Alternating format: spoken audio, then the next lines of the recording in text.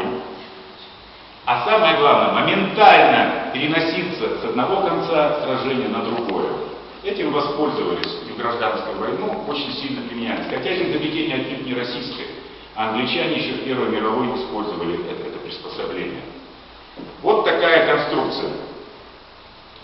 Ну вот как Чапаев в тачанке часто пересаживался на коня. Давайте зададимся вопросом, а когда и как человек сел верхом? Вот вы видите, здесь целая конница, здесь и присутствует и тачанка элемент. Что ты ржешь, мой конь ретивый, что ты шею опустил, не потряхиваешь гривой, не грызешь своих удил? Али я тебя не холю, али ешь овса не волю, али сбруя не красна, аль поводья не шелковы, не серебряны подковы, не злоченые стремена. Вот что главное. Вот эти маленькие две железячки, они совершили настоящую революцию во взаимоотношениях человека, всадника и лошади.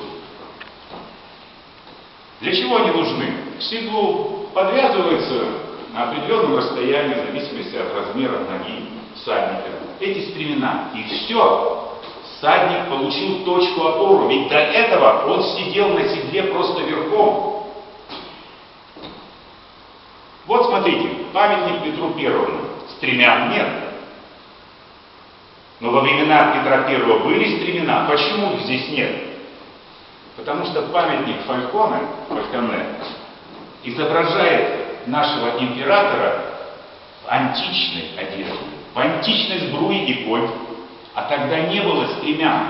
И вот эта конница и Македонского, и Гуны, и все кочевники, это было вообще-то элемент устрашения. Усидеть в седле было проблематично.